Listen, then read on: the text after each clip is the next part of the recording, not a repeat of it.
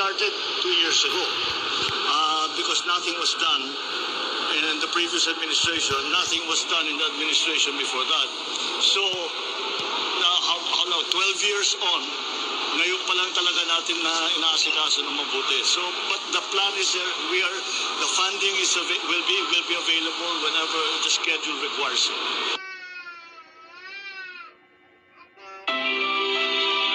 It is a good afternoon for coming together to remember the victims of Yolanda. I have the honor to introduce to you the man who 3 years ago, on November 10, 2 days after Yolanda devastated the country, particularly regions 8 and 6, this man sent a convoy of medical teams that included 20 doctors, 20 nurses, and 40 relief workers to help in the massive search and rescue operations. Kuminto sa pagkauna-una.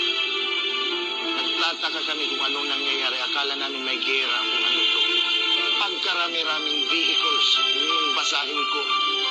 Salamat sa Diyos, si Duterte unang dumating sa Leyte.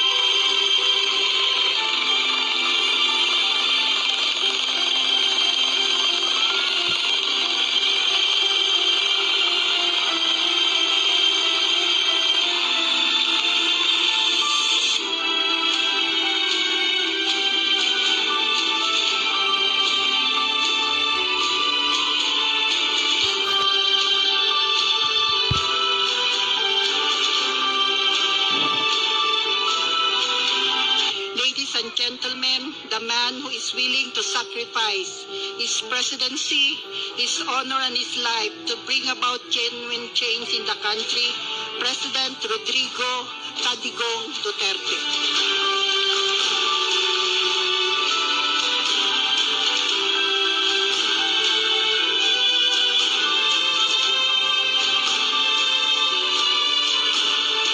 Yes, Rosalie, go ahead.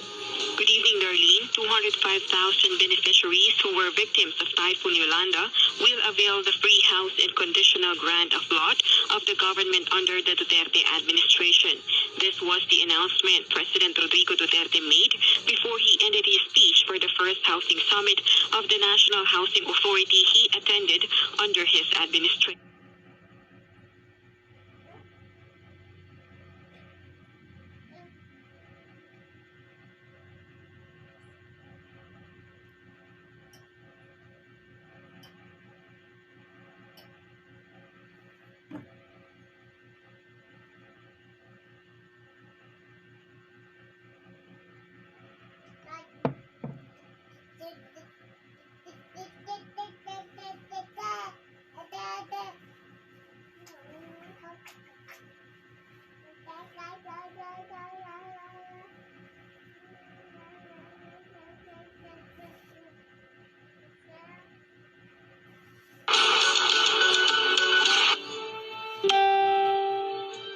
Livelihood and educational programs of the Duterte administration have improved the way of living in the province of Leyte.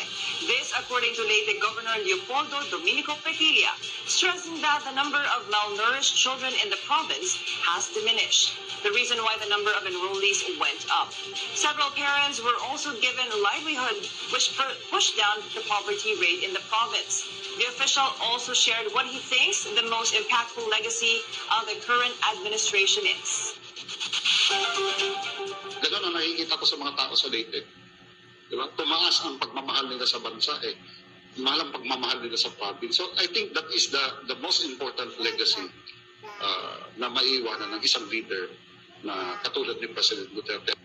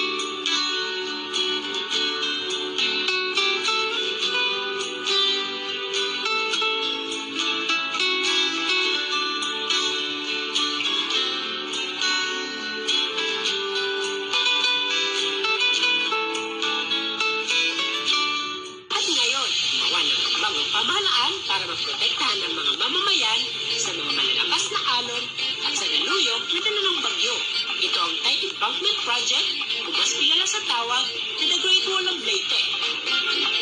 Hey, what's up guys? Tara, samahan niyo akong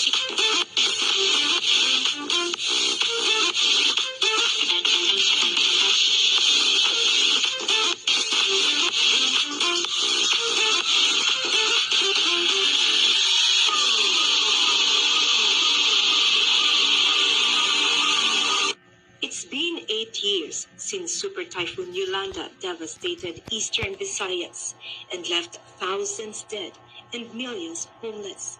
But Tacloban City Vice Mayor Jerry Yaucasin laments housing for Yolanda survivors is still a problem. Sayang naman yung pondo, no? I think billion yan for 15 housing units na commitment ng NHA.